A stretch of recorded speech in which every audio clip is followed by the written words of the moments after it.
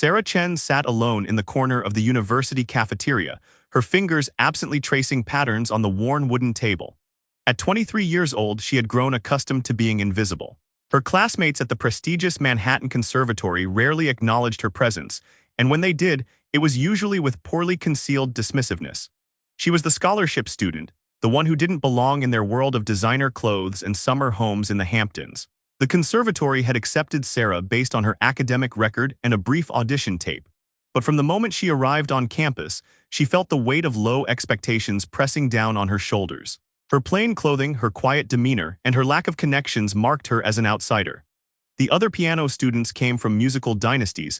Their parents were concert pianists, conductors, or wealthy patrons of the arts. They had studied with renowned teachers since childhood, performed in prestigious venues, and moved through the world with the confidence that came from knowing they belonged. Sarah's story was different. She grew up in a small apartment in Queens, the daughter of Chinese immigrants who ran a modest laundry business. Her father worked 16-hour days pressing shirts and cleaning suits, while her mother managed the front counter and kept the books. Music had not been part of their world. They valued education and hard work, but the arts seemed like a luxury they could never afford. The piano had entered Sarah's life by accident when she was 9 years old. Her elementary school had received a donation of old instruments, and her music teacher, Mrs. Rodriguez, noticed something in the quiet girl who always sat in the back row. During a general music class, when students were allowed to explore the instruments, Sarah approached the battered, upright piano with curious fingers.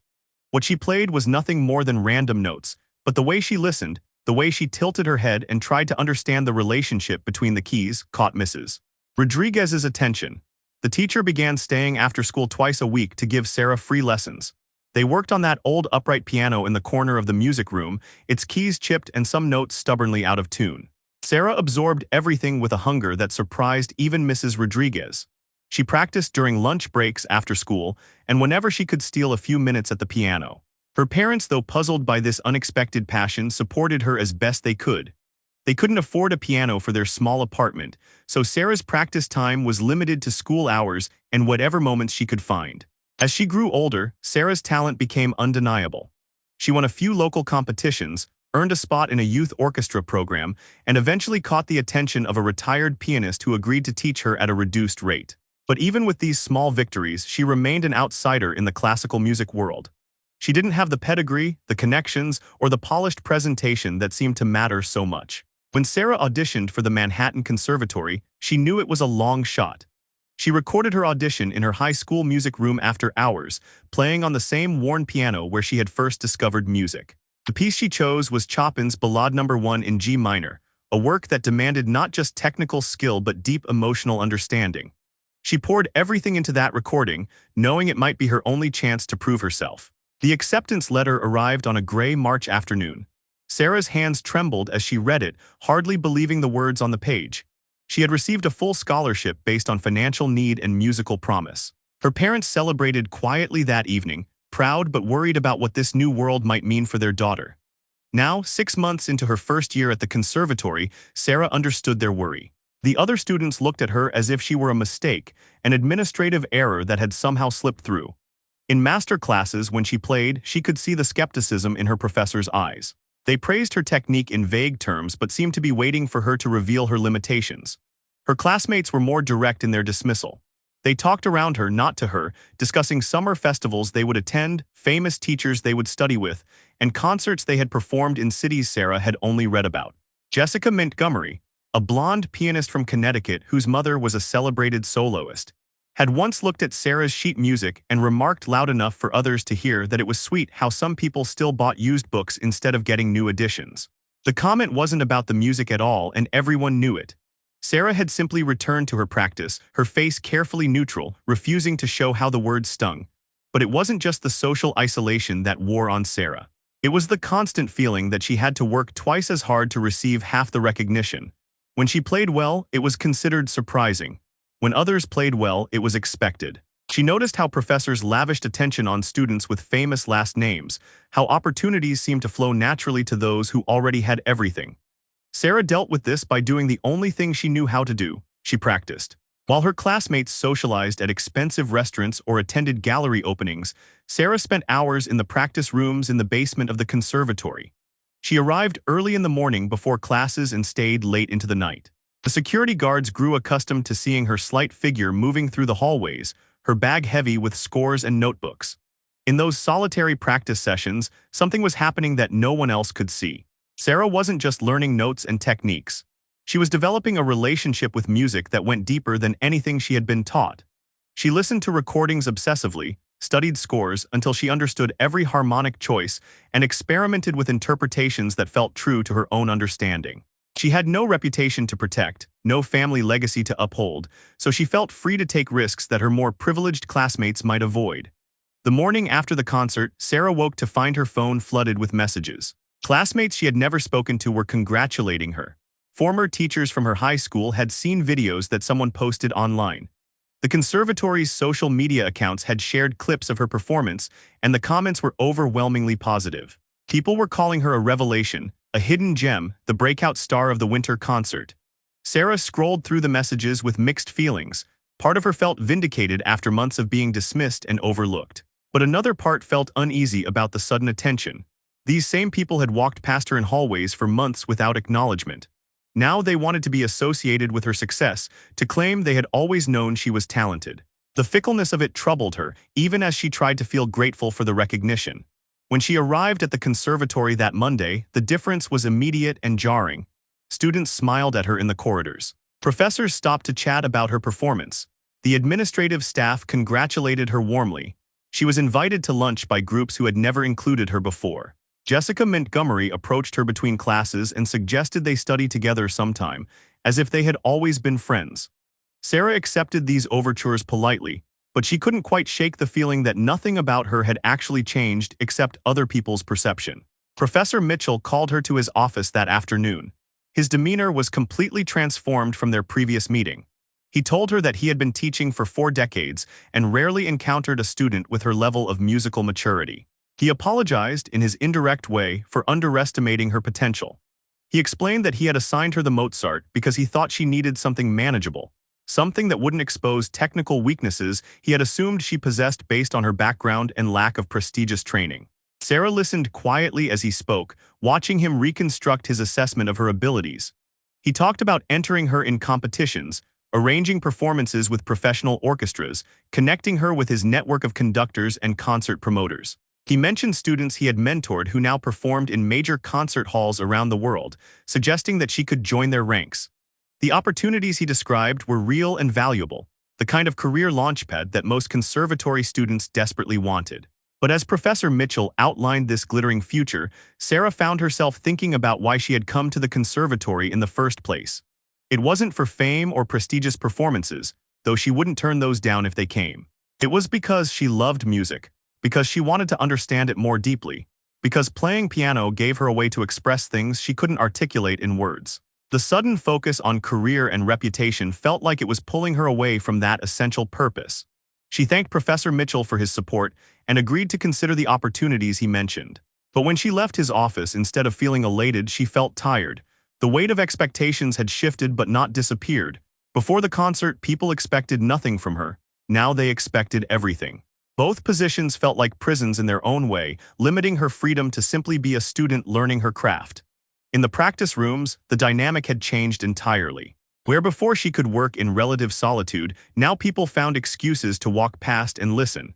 Some stopped to offer unsolicited advice or to compare techniques. Others simply wanted to be near someone they now considered important. The practice room that had been her sanctuary now felt like a performance space, and Sarah found it difficult to work with the same freedom and experimentation that had characterized her preparation for the winter concert. Her friendship dynamics shifted in uncomfortable ways. Students who had ignored her now competed for her attention. Some seemed genuinely interested in knowing her as a person, but others clearly saw her as a social asset, someone whose rising star could lift their own profiles. Sarah, who had spent months longing for connection and acceptance, now found herself suspicious of every friendly gesture, wondering about underlying motives. David Park, the confident pianist who had played the Beethoven, sought her out in the library one afternoon. Unlike the others, he didn't lead with compliments about her performance. Instead, he sat down across from her and said simply that he had been thinking about what she had done with the Mozart. He admitted that he had dismissed her when she first arrived at the conservatory, assumed she was there to fill some diversity quota rather than on genuine merit. Hearing her play had forced him to reconsider not just his assessment of her, but his whole approach to music. He told Sarah that he had been raised to view music as a competitive field where success meant outperforming others, accumulating prestigious credits and building a brand. His father had mapped out his career trajectory before he was 10 years old.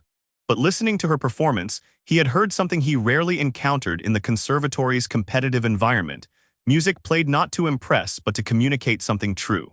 It had unsettled him in ways he was still processing. Sarah appreciated David's honesty more than all the gushing compliments she had received. They talked for hours that afternoon about music, about the pressure of expectations, about the difference between technical excellence and genuine artistry. It was the first real conversation she had with a classmate since arriving at the conservatory, and it reminded her that connection was possible even in this competitive environment. But not all responses to her success were positive. Some students, particularly those who had worked hard on their own performances only to be overshadowed, resented her sudden prominence. She overheard conversations suggesting that she had gotten lucky, that the Mozart was easier than what others had played, that Professor Mitchell was overcorrecting his initial dismissal by praising her too extravagantly. A few suggested that her background story made for good publicity, implying that the conservatory was promoting her for reasons beyond pure musical merit. These criticisms stung more than Sarah wanted to admit. She knew they came from insecurity and jealousy, but they touched on her own doubts. Had she really played that well, or was everyone reacting to the surprise of exceeded expectations? Would she be able to maintain this level of performance, or had the winter concert been a singular moment she couldn't replicate? The voices of doubt that she had worked so hard to silence began creeping back. Her parents called every few days, bursting with pride and plans. Her mother talked about inviting relatives to future performances. Her father mentioned customers at the laundry who had seen the videos online and wanted to congratulate them. Their joy was pure and uncomplicated, and Sarah loved them for it, but she also felt the weight of their hopes settling on her shoulders. They had sacrificed so much to support her musical education, working long hours to ensure she never had to choose between music and financial stability. Now they saw their sacrifices validated, their daughter's success justifying all those years of struggle. Sarah wanted to share their uncomplicated happiness, but she found herself grappling with more complex emotions. Success, she was discovering, brought its own set of challenges. The isolation of being dismissed had been painful, but at least it had been simple. Now she had to navigate a social landscape where everyone wanted something from her, where every interaction carried hidden agendas, where her value as a person seemed tied to her performance ability. She also worried about her own motivations. Before the concert, she had practiced purely for love of the music. Now, preparing for her next performance, she caught herself thinking about audience reactions, about maintaining her reputation, about meeting the elevated expectations. The purity of purpose that had characterized her earlier work felt contaminated by these external considerations. She was becoming the thing she had quietly criticized in others, someone performing for approval rather than for the music itself. Professor Chen, one of the conservatory's most respected theory teachers, noticed Sarah's struggle during a seminar on Baroque performance practice. After class, she asked Sarah to walk with her. Professor Chen was a gentle woman in her 50s who had maintained a successful performing career while teaching. Unlike Professor Mitchell's dramatic conversion, Professor Chen's regard for Sarah seemed unchanged by the winter concert, which Sarah found oddly comforting. They walked through the conservatory's garden, bare trees standing stark against the winter sky. Professor Chen talked about her own experience as a young performer, the pressure she had felt to constantly prove herself, the way success had initially distorted her relationship with music. She described a crisis point in her mid-20s when she had almost quit performing entirely, feeling that the professional music world had stripped away everything she loved about playing. What saved her, Professor Chen explained, was remembering why she had started making music in the first place. Not for applause or recognition, but because music allowed her to access and express parts of herself that had no other outlet. She had learned to create boundaries, to protect her artistic practice from the demands of career building, to measure success not by external validation, but by internal standards of honesty and growth. Sarah listened carefully, recognizing her own current struggle in Professor Chen's story. The older woman suggested that Sarah think carefully about what kind of musician she wanted to become, what values she wanted to guide her career, what she was willing to sacrifice, and what she needed to protect. These weren't questions with easy answers, but they were important to consider now, before the momentum of opportunity swept her into choices she might later regret. That conversation stayed with Sarah as she prepared for her next major performance, a solo recital scheduled for early spring. Professor Mitchell had arranged for several important figures in the classical music world to attend, including a concert promoter known for discovering young talent and a critic from a major music publication. The recital was an opportunity that could significantly advance her career, and everyone expected her to seize it with both hands. But Sarah found herself paralyzed by the pressure. She was working on Beethoven's Sonata No. 31, a profound late work that demanded not just technical skill but deep interpretive insight. Every time she sat down to practice, she felt the weight of expectations crushing her ability to connect with the music. She kept imagining the audience, wondering what they would think, trying to craft an interpretation that would impress rather than one that felt true to her understanding. Her practice sessions became frustrating and unproductive. The music that should have flowed naturally felt forced and artificial. She recorded herself and hated everything she heard, unable to recapture the honesty that had characterized her Mozart performance. The more she struggled, the more anxious she became, and the anxiety further blocked her access to genuine musical expression. She was caught in a cycle she didn't know how to break. One evening, after a particularly frustrating practice session, Sarah walked to the student lounge and found it empty except for Marcus, a jazz piano student she had sometimes seen around campus but never spoken to. He was playing softly on the battered upright piano in the corner, improvising over-chord changes with a relaxed creativity that made Sarah ache with envy. He noticed her listening and invited her to sit. They talked about music from completely different perspectives. Marcus had grown up playing in church, learned jazz harmony by ear, and approached the piano as a tool for spontaneous expression rather than faithful recreation of composed works. He knew about her winter concert performance, had watched the videos online, but he talked about it differently than classical musicians did. He focused not on her technique or interpretation, but on the feeling of listening. The way her playing had made him feel something genuine. Marcus asked why she looked so stressed, and Sarah found herself confessing her current struggle. She explained the pressure of the upcoming recital, the fear of disappointing people who now had high expectations, the way she had lost her connection to the music under the weight of wanting to prove herself again. Marcus listened without judgment, nodding occasionally. When she finished, he said something that struck her as simultaneously obvious and revelatory. He pointed out that she was trying to recreate the conditions that had led to her successful Mozart performance, but those conditions no longer existed. She couldn't go back to being underestimated and invisible. She had to find a way to make music from where she actually was now, with all the pressure and expectation and recognition, rather than trying to pretend those things didn't exist. He suggested that maybe the problem wasn't the pressure itself but her resistance to it. What if she acknowledged the fear and expectation openly, let it be part of her experience rather than something to overcome or ignore? What if she brought her whole current self to the music, including the parts that were struggling and uncertain, rather than trying to access some pure artistic state unmarred by worldly concerns? Sarah sat with that idea for a long time after Marcus returned to his improvising. She realized she had been trying to separate her art from her life, to create a protected space where music existed untouched by the complications of success and recognition. But maybe that separation was itself the problem. Maybe genuine artistry meant bringing everything to the music, the joy and the fear, the confidence and the doubt, the purity of purpose and the reality of ambition. She went back to the practice room with a different approach. Instead of trying to force a connection with the Beethoven, she simply sat with it. She acknowledged to herself that she was scared of failing, of disappointing people, of being revealed as someone whose winter concert success was a fluke. She admitted that she wanted the upcoming recital to be successful, that she cared about impressing the important people in attendance, that her ego was invested in maintaining her newfound status. And then, having acknowledged all of that, she asked herself what the Beethoven sonata needed from her. Not what would impress listeners, but what the music itself required to be brought to life fully.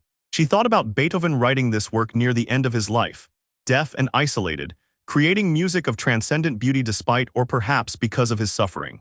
She thought about the sonata's mixture of profound sadness and hard-won joy, its acceptance of life's complexity. Something loosened in Sarah's chest. She began to play, not perfectly but honestly. The notes emerged shaped by her current reality, informed by her struggle and her uncertainty. The music didn't sound the way she had imagined it should sound, but it sounded true. It carried weight and vulnerability, the mark of someone grappling with difficult questions rather than someone who had already found all the answers. Over the following weeks, Sarah continued working with this more integrated approach. She stopped trying to practice as if the winter concert had never happened, as if she were still the overlooked student with nothing to lose. Instead, she practiced as someone who had tasted success and was afraid of losing it, someone who knew what it felt like to be seen and didn't want to disappear again. That honesty made her playing more human, less perfect perhaps, but more moving. She also began setting boundaries with the demands on her time and attention. She declined some social invitations, chose which opportunities to pursue and which to let pass, protected hours each day for practice that was truly private. She stopped reading comments on the videos of her performance that continued to circulate online. She had a difficult conversation with Professor Mitchell about wanting to develop as an artist rather than just as a performer, asking him to support her growth even when it didn't lead to immediate career advancement. Not everyone understood these choices. Some interpreted her boundaries as arrogance, the classical mistake of confusing self-protection with self-importance. Others thought she was squandering opportunities that other students would kill for. But Sarah was learning to distinguish between the voices that genuinely had her best interests at heart and those that were projecting their own agendas onto her choices. David became an unexpected ally in this process. Having his own complicated relationship with expectations and family pressure, he understood her struggle in ways others didn't. They formed a practice partnership, meeting weekly to play for each other and offer honest feedback. Unlike the competitive dynamics that characterized many student relationships at the conservatory, they supported each other's artistic development without jealousy or comparison. Through David, Sarah met other students who were wrestling with similar questions about authenticity and ambition in a hyper-competitive environment. They formed a small community, a group that gathered informally to discuss not just technique and repertoire, but the larger questions about what kind of musicians they wanted to become, what values they wanted to embody in their careers, how to maintain integrity in an industry that often seemed to reward compromise. These conversations sustained Sarah through moments of doubt and difficulty. She realized that her winter concert success had given her something beyond recognition and opportunity. It had given her a platform to question the conservatory's often toxic culture, to model a different way of approaching musical education, to suggest that perhaps excellence and authenticity weren't mutually exclusive. As the spring recital approached, Sarah felt more prepared than she had thought possible weeks earlier. Not because she had mastered the Beethoven perfectly, but because she had accepted that mastery might not be the point. She had found in the music a vehicle for expressing her current truth, which included uncertainty alongside skill, vulnerability alongside strength. The recital wouldn't be a repeat of her winter concert triumph, and she was learning to be okay with that. It would be whatever it needed to be, another step in a journey she was beginning to understand would last her entire life. The spring recital arrived on a mild evening in late March. The conservatory's concert hall was even more crowded than it had been for the winter concert. Word had spread about Sarah's talent, and the music community was curious to see if her earlier success had been a fluke or the beginning of something significant. The concert promoter sat in the third row, his assistant beside him taking notes. The music critic from the major publication was positioned near the center, her recording device ready. Professor Mitchell had invited colleagues from other institutions, eager to showcase his newly discovered prodigy. Sarah stood backstage, aware of the heightened expectations in a way she hadn't been before the winter concert. Then she had been invisible, playing for herself and the music. Now everyone was watching, waiting to see if she could deliver again. Her hands felt cold despite the warm evening, and her heart beat faster than she wanted. This was the reality Marcus had talked about, the pressure she needed to acknowledge rather than deny. She thought about the conversations with Professor Chen, about the community she had found with David and the other students who were asking bigger questions. She thought about her parents, sitting once again in the audience, their pride uncomplicated by the complex dynamics of the music world. She thought about the Beethoven sonata waiting to be played, this profound late work that spoke of struggle and transcendence. When her name was called, Sarah walked onto the stage with deliberate steps. The applause that greeted her entrance was warm and anticipatory, so different from the polite indifference of the winter concert. She could feel the audience's attention focused on her before she had played a single note. She sat at the piano, adjusted the bench, and placed her hands on the keys. Then she paused, not from fear or uncertainty, but from intention. She took a moment to center herself, to remember why she was there. Not to prove anything or maintain a reputation, but to share this extraordinary music with people who had gathered to listen. She thought about Beethoven, creating beauty from suffering, and about her own journey from invisibility to this moment. Then she began to play. The first movement of Beethoven's Sonata No. 31 emerged with a kind of searching quality that immediately captured attention. This wasn't the confident brilliance of her Mozart performance. This was something more vulnerable, more questioning. Sarah played with technical assurance, but she also allowed spaces of uncertainty, moments where the music seemed to hesitate before finding its way forward. It was a more mature interpretation than many expected, one that embraced complexity rather than offering easy answers. The audience listened with focused attention, but the response was different from the winter concert. Some people shifted in their seats, perhaps expecting something more immediately impressive. The concert promoter's assistant wrote notes continuously. Professor Mitchell's expression was harder to read than usual. Sarah could feel the mixed reactions, but she stayed committed to her interpretation, trusting the choices she had made during weeks of honest practice. The second movement, marked moderato cantabile, was where something shifted. This singing, lyrical movement allowed Sarah to demonstrate the depth of tone and phrasing that had so impressed people in her Mozart performance. But now that beauty was tempered with melancholy, an acknowledgement of loss that gave the music greater emotional weight. She played as someone who had experienced both success and the anxiety that comes with it. Someone who understood that achievement doesn't resolve all questions, but often raises new ones. As the movement progressed, the audience settled into a different kind of listening. They stopped waiting for fireworks and began following the musical journey Sarah was offering. The critic leaned forward, her expression intent. David, sitting near the back, recognized what Sarah was doing, the courage it took to play this way rather than trying to recreate her earlier triumph. She was refusing to be limited by expectations, choosing instead to grow in a more challenging direction. The final movement was a fugue, technically demanding and intellectually rigorous. Beethoven had written it as a kind of summation, bringing together all the emotional and musical threads from the earlier movements into a complex meditation on unity and transcendence. Sarah played it with clarity and conviction, her fingers navigating the intricate counterpoint while maintaining the emotional throughline. But midway through the fugue, something unexpected happened. Sarah's mind flickered, a moment of uncertainty about the next passage. It was the kind of minor memory slip that happens to even experienced performers, barely noticeable to most listeners. But Sarah felt it, an instant of panic that threatened to derail her concentration.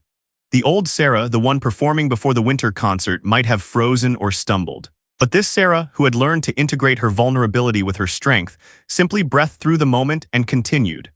The brief hesitation was so subtle that most audience members didn't notice it. But Sarah knew it had happened, and the knowledge that she had recovered, that she hadn't let fear stop the music, gave her a different kind of confidence. She continued through the fugue with renewed focus, not playing perfectly but playing truthfully, bringing the sonata to a conclusion that felt earned rather than imposed. When the final notes faded, there was a moment of silence before the applause began. It was warm and appreciative, but not the thunderous standing ovation of the winter concert.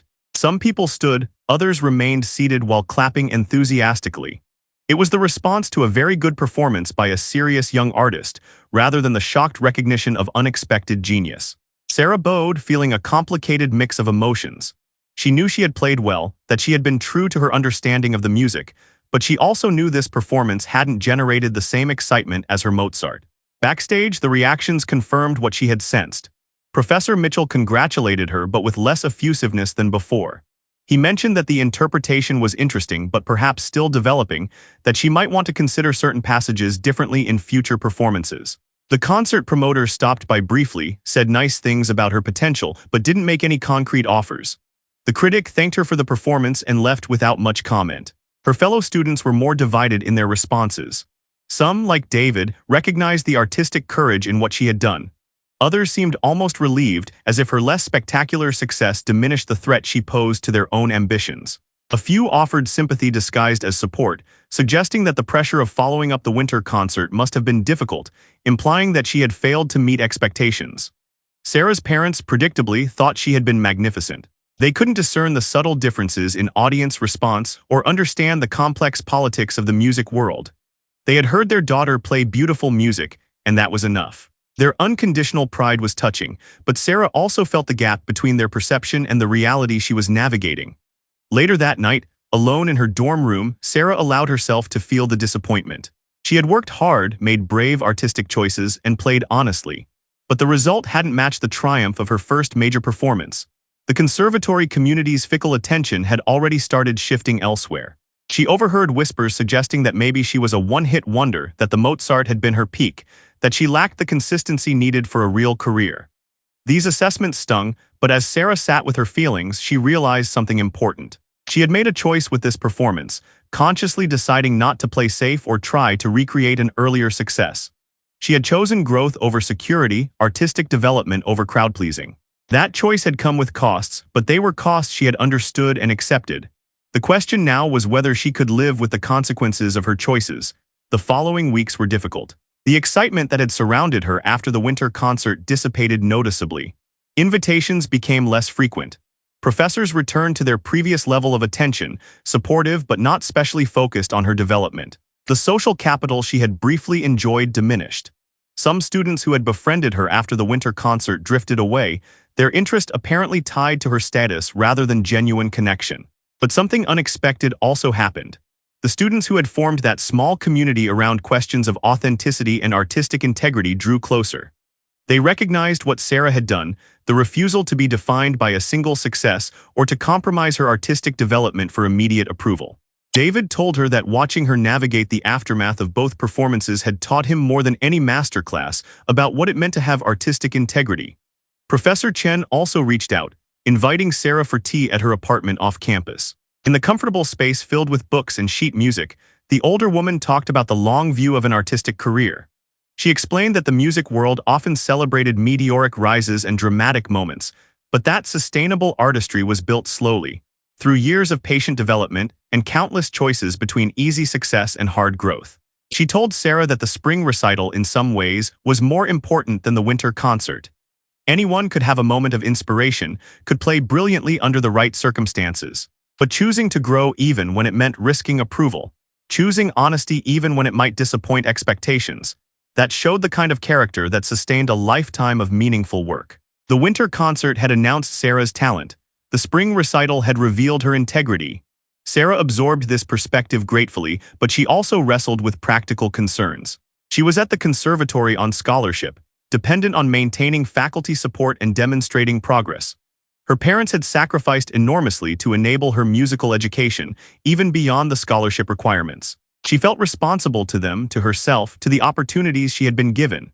Could she really afford to prioritize artistic growth over career advancement, especially when she was still establishing herself? These questions led to deeper reflections about what she actually wanted from music.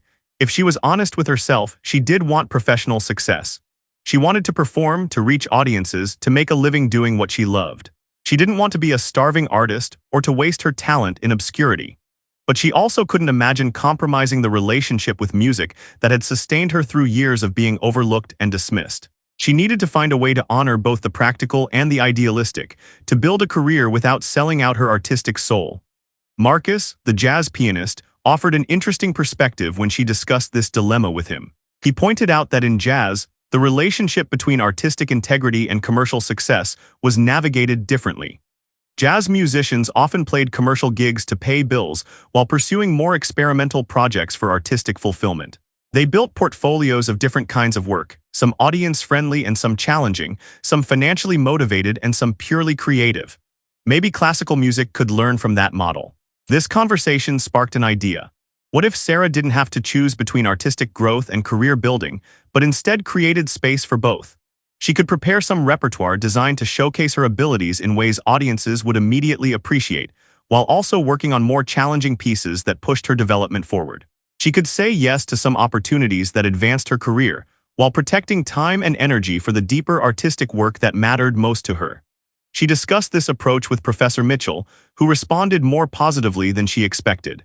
He admitted that he had been pushing her perhaps too hard toward immediate career advancement, forgetting that she was still a student with room to develop. He agreed to support a more balanced approach, helping her build professional opportunities while respecting her need for artistic exploration. The conversation felt like a mutual recalibration, both of them adjusting their expectations to something more sustainable. Sarah also made peace with the reality that she would never again have the element of surprise that had made her winter concert so powerful. People knew she was talented now. Future performances would be judged against higher standards. This was both a loss and a liberation. She had lost the protective cover of invisibility, but she had gained the freedom to be seen for who she actually was, with all her strengths and vulnerabilities, her moments of brilliance and her ongoing struggles. As spring turned toward summer, Sarah prepared for her final exams and planned her summer activities. Unlike her wealthy classmates who would attend prestigious festivals in Europe or study with famous teachers at summer programs, Sarah would return to Queens to help in her parents' laundry and practice on a keyboard they had managed to purchase secondhand. The contrast didn't bother her the way it might have months earlier. She understood now that her different path was part of what gave her a unique artistic voice. She also started teaching piano to neighborhood children, working with kids from immigrant families like her own who showed musical interest but couldn't afford traditional lessons. This teaching became unexpectedly meaningful. Working with beginners reminded her of the pure joy of making music, uncomplicated by career pressure or performance anxiety. Watching a child's face light up when they successfully played a simple melody reconnected Sarah with her own first experiences at the piano. One of her students was a 7-year-old girl named Maria, whose parents ran a small grocery store. Maria had the same hunger to learn that Sarah remembered from her own childhood, the same focus that suggested music meant something essential to her. Sarah saw herself in this little girl, and the recognition was both moving and instructive. She understood viscerally how important her own early teachers had been, how much Mrs. Rodriguez's investment had shaped her entire trajectory. This teaching work also gave Sarah a different perspective on success and impact. Professional performance was one way to share music with the world, but it wasn't the only way.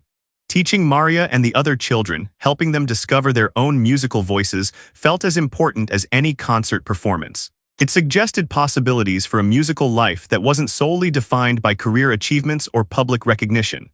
Through the summer, Sarah practiced daily on her second-hand keyboard, working on repertoire for the following year. Without the pressure of immediate performances or the constant surveillance of the conservatory environment, she rediscovered some of the freedom that had characterized her earlier relationship with music. She experimented with pieces she might never perform publicly, explored composers she knew little about, and allowed herself to play badly without judgment. She also spent time with her parents in ways she hadn't since starting at the conservatory. She helped her father at the laundry, the familiar smell of starch and steam oddly comforting. She accompanied her mother to the market, carrying bags and catching up on family news. These ordinary activities grounded her, reminded her of the world beyond concert halls and critical reviews.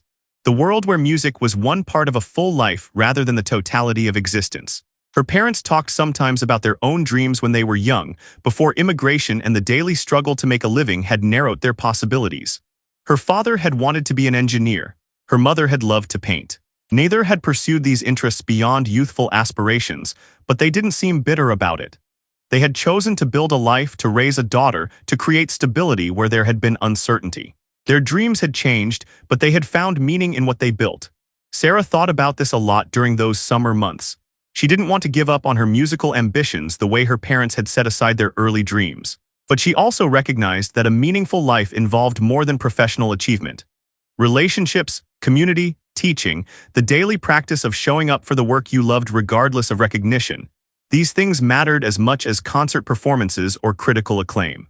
When she returned to the conservatory in the fall for her second year, Sarah came back different. Not radically transformed, but subtly shifted in her priorities and understanding. She was still ambitious, still wanted to build a performance career, still took her studies seriously. But she also maintained boundaries more effectively, said no to opportunities that didn't align with her values, and protected time for the exploratory practice that fed her artistic development. The conservatory had changed too. A new cohort of first-year students arrived, some of them brilliant and hungry for recognition. The faculty's attention shifted to these fresh talents, evaluating them, placing bets on their potential. Sarah watched this process with knowing eyes, recognizing the dynamics she had experienced a year earlier. She made a point of being kind to the overlooked students, the ones who didn't arrive with impressive credentials or family connections.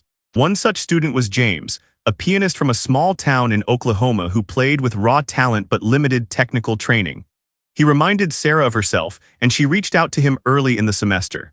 They became friends, and she shared with him what she had learned about navigating the conservatory's complex social and professional landscape.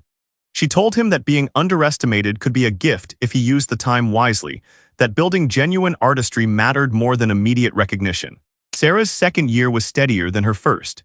She performed well in her classes and recitals without generating the dramatic excitement of her winter concert or the complicated responses to her spring recital. She was becoming a known quantity, a serious student with real talent who was developing at her own pace. This lack of drama was exactly what she needed, space to grow without constant scrutiny. She continued building relationships with students who shared her values. creating a small but meaningful community within the larger conservatory environment. They supported each other's performances, offered honest feedback, and discussed the larger questions about art and life that sometimes got lost in technical training. These friendships became one of the most valuable parts of her conservatory experience, proof that genuine connection was possible even in competitive environments. The teaching work continued too. Sarah returned to Queens most weekends to work with Maria and her other students. She started a small scholarship fund with money from occasional paid performances, helping families who couldn't afford lessons at all. This work kept her grounded, reminded her why music mattered beyond personal achievement. Watching her students grow and develop their own relationships with music gave Sarah a sense of purpose that complemented her performance work. As winter approached again, bringing with it the annual winter concert, Sarah prepared without the weight of expectations that had complicated her spring recital. She would perform Schubert's impromptus, beautiful pieces that showcased her lyrical abilities without making grandiose statements. She practiced them with care and affection, finding in Schubert's melodies a kind of intimate poetry that suited her current state of mind. The performance went well. Not spectacular, not disappointing, just genuinely good. The audience appreciated her playing, colleagues congratulated her warmly, and she felt satisfied with how she had served the music. There was no dramatic shift in her status, no viral videos or sudden recognition. Just a solid performance by a developing artist, which was exactly what she had intended. Sarah was learning that not every performance needed to be a statement, that sometimes music could simply be beautiful without carrying the weight of ambition or the burden of proof. Sarah's final 2 years at the conservatory unfolded with a steadiness that would have surprised her younger self. The girl who had once craved recognition learned to find satisfaction in smaller, more sustainable forms of success. She performed regularly in student recitals and occasional public concerts, building a reputation as a thoughtful, reliable musician rather than a dramatic prodigy. Her playing matured, developing nuance and depth that came from years of patient work rather than sudden inspiration. The relationship with Professor Mitchell evolved into something more balanced and productive. He stopped trying to fast-track her career, and instead focused on helping her develop the technical and interpretive skills she would need for a lifetime of music making. They worked on expanding her repertoire, addressing weaknesses in her technique, and deepening her understanding of musical structure and style. The lessons became genuinely educational rather than focused solely on preparing for the next big opportunity. Sarah's community of like-minded students grew and deepened. David became one of her closest friends, their shared journey through the conservatory creating a bond that went beyond music. They challenged each other artistically, celebrated each other's successes without jealousy, and supported each other through inevitable disappointments. When David struggled with family pressure to pursue a more commercially viable career path, Sarah reminded him of the conversations they had shared about authenticity and integrity. When Sarah doubted her choices during difficult periods, David reflected back to her the courage he had witnessed in her journey. The teaching work in Queens expanded organically. Maria proved to have genuine talent and serious dedication. Sarah helped her prepare for a scholarship audition at a prestigious pre-college program, drawing on her own experience to guide the young girl through the process. When Maria was accepted with full financial support, Sarah felt a pride that rivaled anything she had experienced in her own achievements. She understood viscerally how Mrs. Rodriguez must have felt watching Sarah's development, the particular joy of helping someone else discover their potential. Other students from the neighborhood program also showed promise. Sarah recruited some of her conservatory friends to help with teaching, creating a small volunteer network that provided quality music education to immigrant families who couldn't otherwise afford it. The program operated out of a community center, using donated keyboards and whatever piano access they could arrange. It wasn't glamorous or prestigious, but it mattered in concrete ways to real people. This community work influenced Sarah's artistic development in unexpected ways. Teaching forced her to articulate musical concepts clearly, to break down complex ideas into understandable steps. Working with beginners reminded her that music existed to communicate and express, not just to impress. The joy her students found in simple pieces refreshed her appreciation for music at all levels, not just the virtuosic repertoire that dominated conservatory culture. In her third year, Sarah was selected to perform in the conservatory's concerto competition, a prestigious event where the winner would perform with a professional orchestra. She prepared Mozart's Piano Concerto No. 23, a work that combined technical demands with expressive depth. The piece felt like a full-circle moment, returning to Mozart but with years of growth and experience informing her interpretation. The competition was fierce. 12 pianists performed over 2 evenings, each playing a movement of their chosen concerto with piano accompaniment standing in for the orchestra. Sarah drew a late slot on the second evening, performing after several impressive renditions of romantic concertos that showcased power and virtuosity. When her turn came, she walked on stage feeling calm and prepared, no longer the uncertain girl who had played that first winter concert. Her performance of the Mozart was mature and deeply musical. She had learned to balance the classical style's elegance with emotional depth, to make the music speak without forcing it into inappropriate romantic expressiveness. The audience listened with engaged attention, and when she finished, the applause was warm and sustained. She felt good about her performance, felt she had represented the music honorably, but she didn't expect to win against the more flamboyant repertoire others had chosen. When the judges announced their decision, Sarah was genuinely surprised to hear her name called as the winner. The head judge explained that while several performances had been technically impressive, Sarah's Mozart had demonstrated the most complete musicianship, the deepest understanding of style, and the most compelling communication of the composer's intentions. She would perform the complete concerto with the Conservatory Orchestra in the spring, a significant honor and opportunity. The win brought renewed attention, but Sarah handled it differently than she had managed her earlier success. She was gracious in victory, congratulating the other competitors sincerely. She didn't let the recognition inflate her ego or derail her steady practice routine. She had learned that peaks of success were temporary, that what mattered was the daily work of developing as a musician and a person. The concerto performance would be an important milestone, but it was one step in a longer journey, not a destination in itself. Preparing to perform with orchestra presented new challenges. Sarah had to learn to listen and respond to other musicians in real time, to balance her part within the larger ensemble, to trust the conductor's interpretation while maintaining her own musical voice. The rehearsals were intense and sometimes frustrating, requiring skills she hadn't fully developed. But the collaborative aspect of the work appealed to her, the sense of creating something larger than any individual could produce alone. The orchestra performance in April was one of the highlights of Sarah's conservatory career. Standing on stage with the full ensemble behind her, hearing her piano voice blend with strings and winds and brass, feeling the music swell and recede in dynamic conversation, she experienced music making at a level of richness and complexity she had only imagined before. The performance wasn't perfect. There were moments of imperfect coordination and balance issues, but it was alive and communicative and deeply satisfying. Her parents attended, of course, bringing relatives and friends from their community in Queens. Watching from backstage before her entrance, Sarah saw them in the audience and felt overwhelmed with gratitude.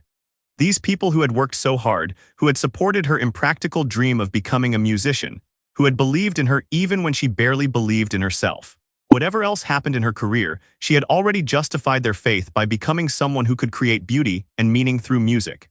After the performance, during the reception, Sarah was approached by a woman who introduced herself as the director of a small chamber music series in Brooklyn. She had been impressed by Sarah's performance and wondered if Sarah would be interested in giving a recital the following season. The fee wasn't large, but it was a professional engagement, a step toward building a career beyond student performances. Sarah accepted, understanding this was the kind of incremental progress that built sustainable careers. As graduation approached, Sarah faced the question that confronted all conservatory students. What next? Some of her classmates had won positions in prestigious young artist programs or secured management representation. Others were continuing to graduate school or moving to Europe to study with famous teachers. A few were leaving music entirely, exhausted by the competitive pressure or realistic about their prospects in an oversaturated field. Sarah's path was less certain but also more intentional. She applied to several graduate programs, won acceptance to a respected school with financial support, and decided to pursue a master's degree while continuing to build her performing career gradually. She also committed to expanding the teaching program in Queens, seeing it not as a fallback option but as a genuine part of her musical identity. She would be a performer and a teacher, an artist and a community member, refusing to limit herself to a single definition of what a musician could be. The graduation recital was Sarah's final performance as a conservatory student. She chose a challenging program that represented her journey. Bach's Goldberg Variations, a monumental work that required intellectual rigor and emotional depth, technical mastery and spiritual understanding. It was an ambitious choice, the kind of piece that could expose any weaknesses but also showcase the full range of a pianist's abilities. Sarah prepared for months, working through the variations with meticulous care. She studied the mathematical structures underlying Bach's composition, the way each variation transformed the simple theme through different technical and expressive approaches. She listened to recordings by legendary pianists, understanding how each interpreted this endlessly rich work differently. But mostly she lived with the music, letting it become part of her daily thought, finding in its patterns and progressions a kind of meditation on variation and constancy, on how a simple theme could contain infinite possibilities. The night of the graduation recital, the hall was full. Her parents sat in their usual spot, older now but still proud and attentive. Professor Mitchell was there and Professor Chen. David and her other close friends from the conservatory filled several rows. Maria and some of her other students from Queens had come, dressed in their best clothes, excited to see their teacher perform. The concert promoter who had attended her spring recital 2 years earlier was back, curious to see how she had developed. The Brooklyn Chamber music director was present, along with other professional contacts Sarah had made during her conservatory years. Sarah walked on stage feeling the full weight of the moment but also feeling ready. 4 years of growth and struggle and learning had prepared her for this. She wasn't the uncertain girl who had first arrived at the conservatory, overwhelmed and invisible. She wasn't the overnight sensation from the winter concert or the struggling artist from the spring recital. She was simply Sarah Chen, a pianist who had found her voice through years of patient work, who understood that music was both a personal calling and a social responsibility, who had learned to balance ambition with integrity. She began to play the Goldberg variations, and immediately the audience sensed they were experiencing something special. Not flashy or dramatic, but profoundly musical and deeply considered. Sarah played with technical security earned through thousands of hours of practice, but also with an interpretive maturity that revealed her growth as an artist. Each variation had its own character, its own emotional color, but all were unified by an underlying understanding of Bach's compositional vision. The performance lasted over an hour, a journey through all 30 variations and the return of the opening theme at the end. Sarah played with complete concentration, occasionally aware of the audience but mostly immersed in the music itself. She navigated the technical challenges with calm assurance. She shaped the lyrical variations with the singing tone she had developed over years. She brought appropriate energy to the virtuosic variations without sacrificing musical coherence. She found in the quieter variations a kind of intimate poetry that drew listeners into deep attention. When she played the final return of the aria theme, transformed by the journey through all the variations, there was a sense of completion that felt almost sacred. The simple melody, now heard with the resonance of everything that had come before, sounded both familiar and newly profound. Sarah played it with tenderness and acceptance, acknowledging how far she had traveled while honoring where she had begun. The last notes faded into silence that felt fuller than sound. The audience sat motionless for a long moment before erupting into sustained applause. This time, everyone stood, not from shock or surprise, but from genuine appreciation for a significant artistic achievement. Sarah had proven over 4 years that her initial success was not a fluke, but the beginning of a real artistic journey. She had grown steadily, weathered setbacks and pressures, and emerged as a musician with something genuine to offer. The applause continued as Sarah bowed repeatedly, tears streaming down her face.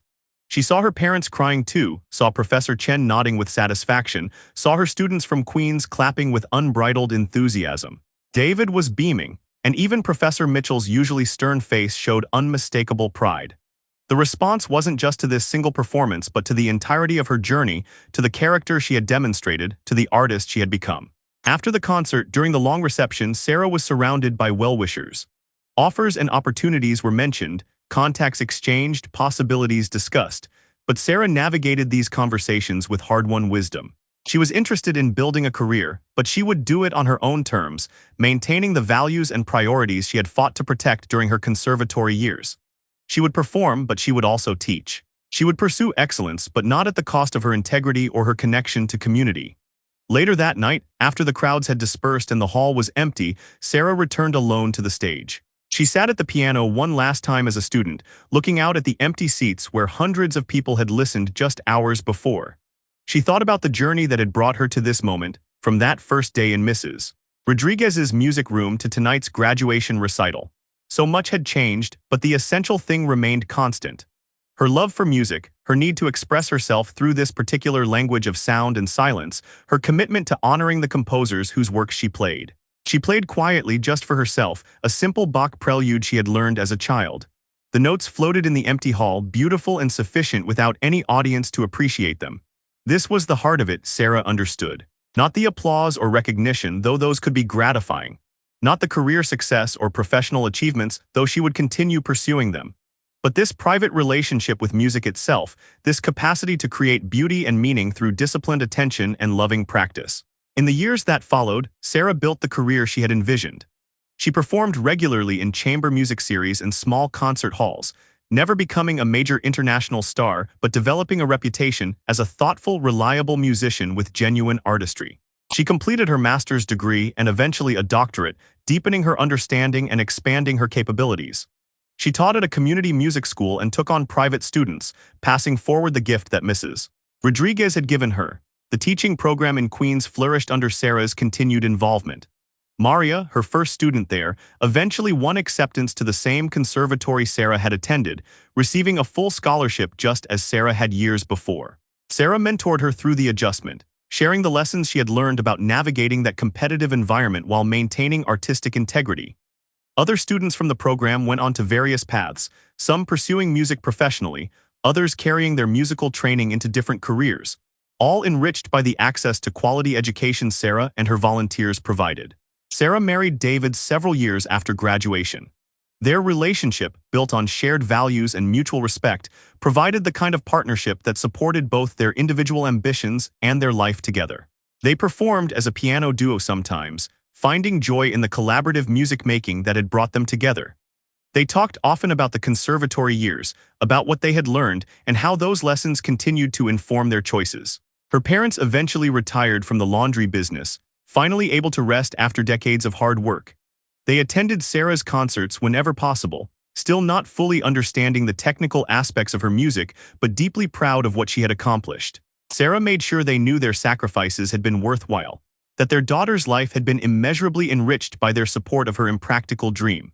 Professor Chen became a lifelong mentor and friend, someone Sarah could turn to for advice during difficult career decisions or artistic crossroads. The older woman had recognized something essential in Sarah from the beginning, and watching her develop into a mature artist confirmed her faith in the younger woman's potential. They played together sometimes, sharing programs and supporting each other's work.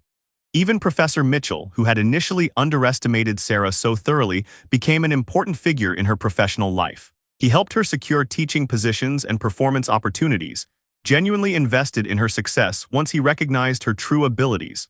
Their relationship evolved from one marked by his condescension and her resentment into a professional connection based on mutual respect. Sarah's story was never the dramatic rise-to-stardom narrative that the music world sometimes celebrated. She didn't win major international competitions or perform in the world's most prestigious concert halls. Her name didn't become instantly recognizable to classical music fans, but she built something perhaps more valuable and certainly more sustainable. A life in music that honored her artistic values while providing financial stability. A career that included both performance and teaching, both personal achievement and community service. A reputation for integrity and musicianship that earned her respect from colleagues and students alike. The students who learned from her, the audiences who heard her perform, the community she built in Queens and beyond, these became the real measures of her success. Every child she taught who discovered joy in music, every audience member who felt something genuine during her performances, every colleague who was inspired by her commitment to artistic integrity, these were the variations on the theme of her life, the ways her initial gift had multiplied and spread. Sometimes, late at night in her small apartment, Sarah would sit at her piano and play quietly just for herself. She would think about that scared, invisible girl who had walked into the conservatory years ago, underestimated and overlooked. She would think about the journey of discovering her voice, learning to trust her artistry, finding the courage to grow even when it meant risking approval. She would think about all the people who had helped her along the way and all the people she had been able to help in turn. And she would play, her fingers finding familiar patterns on the keys, creating beauty in the darkness, proving once again that the most profound kind of success isn't measured by fame or recognition, but by the sustained commitment to doing work that matters, to developing abilities in service of something larger than yourself, to building a life of meaning and purpose note by note, day by day, year by year. The music would fill her small space, sufficient and complete, needing no audience beyond herself to justify its creation, but ready always to be shared when the opportunity arose. This was what she had learned, what her journey had taught her. That being underestimated could be survived and even transformed into strength. That sudden recognition brought its own challenges requiring as much courage to navigate as obscurity had demanded. That artistic integrity required constant vigilance and frequent sacrifice, but provided rewards that external success could never match. That a musical life could be built in many ways, that there was no single path to meaning and fulfillment, that the most important thing was to stay true to your own understanding of what mattered. Sarah Chen had started as everyone's underestimation and become her own definition of success. Not through a single dramatic moment, though that winter concert would always be part of her story, but through years of patient work, countless small choices, daily recommitment to values she refused to compromise. She had played the piano like a virtuoso that first night, surprising everyone. But more importantly, she had lived like an artist every day since, building a life of substance and meaning that proved far more significant than any single performance could ever be. Like, share, and subscribe, don't miss it.